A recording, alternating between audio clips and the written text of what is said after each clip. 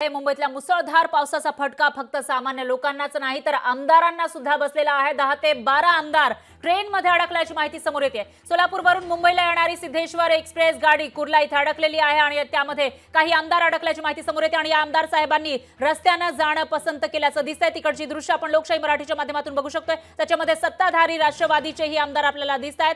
तर विदर्भ अमरावती एक्सप्रेस कुर्ला घाटकोपर दरम्यान अडकली। अमोल मिटकरी, मंत्री अनिल पाटील रेल्वे रुळावरून चालत बाहेर निघालेले आहेत तेव्हाची दृश्य आपण लोकशाही मराठीच्या माध्यमातून बघू शकतोय। फक्त सामान्य मुंबईकरच नाही तर जे आमदार साहेब मुंबईमध्ये आले त्यांनाही या पावसाचा फटका बसलेला आहे। रेल्वे रुळावरून ते सर्वजण चालत पुढे निघाल्याचं दिसतंय। अमरावती, बुलढाणा, यवतमाळ, जळगाव, अकोला जिल्ह्यातील प्रमुख आमदार हे अडकल्याची माहिती समोर येते कारण मुंबईमध्ये प्रचंड पाऊस पडला आणि त्यानंतर ठिकठिकाणी मुंबईकर अडकल्याचं पाहायला मिळालं होतं। रस्त्यावर असतील, ट्रेनमध्ये किंवा रेल्वे स्टेशनवर। पण जे आमदार साहेब आज मुंबईमध्ये येणार होते, अधिवेशन सुरू आहे, पावसाळी अधिवेशन आणि शेवटचा आठवडा त्याचा पहिला दिवस आज आहे। पण या अधिवेशनासाठी जाण्यासाठी निघालेले जे आमदार साहेब आहेत ते मात्र या ठिकाणी अडकल्याचं दिसतंय। 10 ते 12 आमदार ट्रेनमध्ये अडकलेले आहेत आणि त्यानंतर त्यांनी खाली उतरून आपलं सामान उचललं आणि रुळावरून चालणं पसंत केल्याचं दिसतंय। त्याची एक्सक्लुसिव्ह दृश्य आपण लोकशाही मराठीच्या माध्यमातून बघू शकता।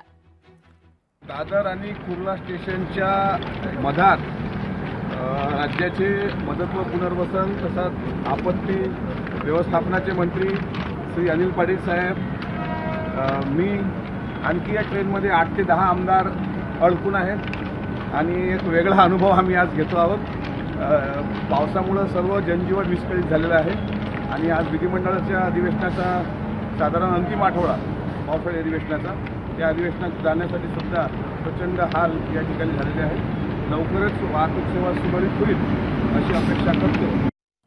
तर अमोल मिटकरींची प्रतिक्रिया आपण ऐकलेली आहे। सामान्य मुंबईकरांसाठी हा प्रवास, हा जो खडतर प्रवास आज अमोल मिटकरींनी किंवा अनिल पाटील यांनी केलेला आहे तो प्रवास सामान्य मुंबईकरांना दर पावसाळ्यामध्ये करावा लागतो। त्यांचा जो एक्सपिरियन्स आहे, अनुभव हा दर पावसाळ्यामध्ये असाच असतो कारण बऱ्याचशा ठिकाणी रेल्वे सेवा ही विस्कळीत होत असते, लोकल सेवा विस्कळीत होत असते। सामान्य मुंबईकरच नाही तर मुंबईमध्ये येणारे जे सामान्य लोक आहेत आपल्या राज्यातले त्यांना सुद्धा अशाच पद्धतीने जेव्हा जेव्हा रेल्वे थांबते त्यावेळेला रुळांवरून प्रवास करत आपलं जे इच्छित स्थळ आहे ते गाठावं लागतं आणि आज आमदार साहेबांना सुद्धा तोच अनुभव या ठिकाणी आल्याचं पाहायला मिळते। त्यामुळे आता तरी हे सत्ताधारी आमदार मुंबईकरांची समस्या समजणार का, त्याची जाणीव त्यांना होणार का आणि जी समस्या मुंबईकरांना दर पावसाळ्यामध्ये भेडसावते ती आता पुढे तरी त्याच्यावर काही उपाययोजना केल्या जाणार का, याकडे आता मुंबईकरांचं लक्ष लागलेलं आहे। तर मुंबईमध्ये अतिवृष्टीसारखा पाऊस झाला आणि त्यानंतर विधानसभा कामकाजावर परिणाम होण्याची शक्यताही वर्तवली जाते कारण आज सकाळी 11 वाजता म्हणजे बरोबर तासाभरामध्ये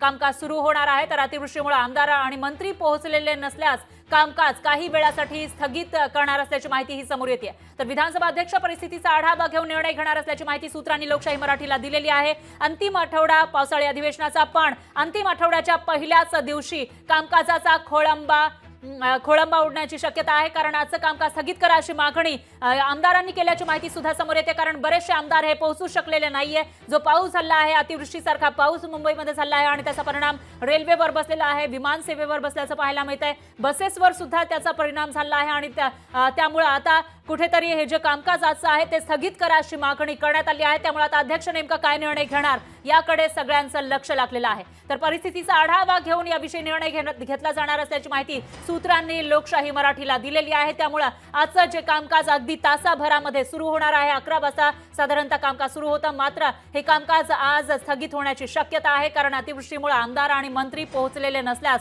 कामकाज काही वेळासाठी स्थगित केलं जाऊ शकतं अशी माहिती समोर येते। तर विधानसभा अध्यक्ष परिस्थितीचा आढावा घेऊन निर्णय घेणार असल्याची माहिती ही समोर येते। तर ही दृश्य आपण बघू शकतो। अमोल मिटकरी आणि त्याचबरोबर मंत्री या ठिकाणी येताना दिसून येत आहेत। ते ट्रेनने आलेले होते पण ट्रेन एका ठिकाणी थांबली आणि त्यानंतर त्यांना पायी प्रवास करावा लागलेला आहे। रुळावरून हे सर्वजण पुढे जाताना दिसून येत आहेत पण याचा परिणाम आता कामकाजावर होण्याची शक्यता आहे आणि याविषयी अधिक माहितीसाठी आपले प्रतिनिधी चेतन नावरे हे आपल्यासोबत थेट जोडले गेले आहेत फोन लाईनवरून। चेतन, काय सांगाल, मुंबईकरांना जो त्रास नेहमी सहन करावा लागतो यावेळेला पावसाळी अधिवेशनासाठी आलेले जे आमदार आहेत, मंत्री आहेत, त्यांना हा त्रास होताना दिसतोय आणि त्याचा परिणाम म्हणजे जे विधिमंडळाचं अधिवेशन सुरू आहे, अधिवेशनाचं कामकाज आज स्थगित होऊ शकतं असं कळतंय, काय अपडेट्स? निश्चितच परा एकंदरीत ही महत्वाची माहिती आहे की सकाळी 11 वाजता विधानसभेचं कामकाज सुरू होणार होतं. मात्र या कामकाजासाठी आवश्यक जे आमदार आहेत, मंत्री आहेत आणि विधिमंडळात काम करणारे जे कर्मचारी आणि अधिकारी आहेत त्यापैकी बहुसंख्य जण आहेत ते आतापर्यंत या लोकल आणि एक्सप्रेसच्या झालेल्या खोळंब्यामध्ये पोहोचू शकलेले नाहीये. कारण बरेच जण शनिवार रविवारी सुट्टी असल्यामुळे आपापल्या गावाकडे जात असतात, आपल्या मतदारसंघात जात असतात आणि पुन्हा ते परत असताना आता काल रात्रीपासून जो एक्सप्रेस ट्रेनचा खोळंबा झालेला आहे, लोकलही सकाळपासून बंद आहे, त्यामुळे शाळांना सुट्टी दिलेली आहे. त्यामुळे आता विधिमंडळाचं कामकाज सुरू करण्यासाठी पुरेसे कर्मचारी, अधिकारी आणि आमदार मंत्री नसल्यामुळे आता सकाळी 11 वाजता विधानसभा अध्यक्ष राहुल नार्वेकर आहेत ते एकंदरीत कामकाज सुरू करतील आणि हे कामकाज सुरू झाल्यानंतर जर पुरेसं संख्याबळ नसेल, काही तांत्रिक अडचणी येत असतील तर हे कामकाज स्थगितही केलं जाईल अशी माहिती सूत्रांकडून मिळत आहे. त्यामुळे आता सकाळी 11 वाजेपर्यंत एकंदरीत परिस्थिती काय होते आणि पुढील तासाभरामध्ये किती लोक एकंदरीत कर्मचारी, अधिकारी, आमदार आणि मंत्री हे विधिमंडळापर्यंत पोहोचू शकतात हे पाहावं लागेल. निश्चितच चेतन, मात्र एक प्रश्न या ठिकाणी उपस्थित होतोय, सामान्य लोकांनाही हा प्रश्न पडलेला असेल, जर समजा आज हे कामकाज स्थगित झालं तर हा शेवटचा आठवडा आहे अधिवेशनाचा, मग हे अधिवेशन पुढे ढकललं जाईल का या शेवटच्या आठवड्यापर्यंत, म्हणजे शेवटच्या दिवसापर्यंत या आठवड्याच्या पूर्ण होईल?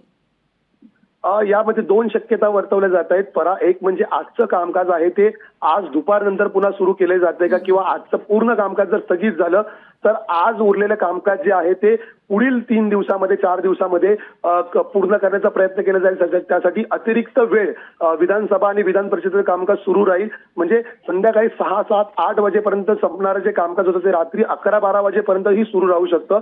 आणि जर पुढील या शुक्रवारपर्यंत म्हणजे अधिवेशन संपेपर्यंत जर आजचं कामकाज पूर्ण झालं नाही तर मात्र पुढे अधिवेशनाचा कालावधी वाढवला जाऊ शकतो, तशी मागणी ही विरोधकांकडून केली जाते. मात्र दुसरीकडे जर पाहिलं तर आतापर्यंत दडी मारून बसलेला पाऊस आहे तो एकाच वेळी प्रत्येक जिल्ह्यामध्ये पडताना पाहायला मिळत आहे. त्यामुळे पूर परिस्थिती निर्माण होत आहे, पूर सदृश परिस्थिती बहुतेक जिल्ह्यांमध्ये निर्माण झालेली आहे.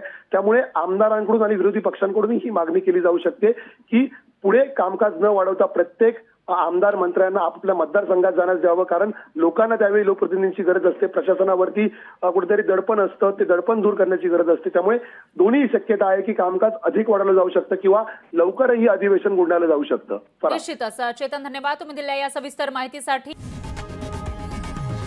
लोकशाही मराठी ऐका, पहा, जागरूक रहा.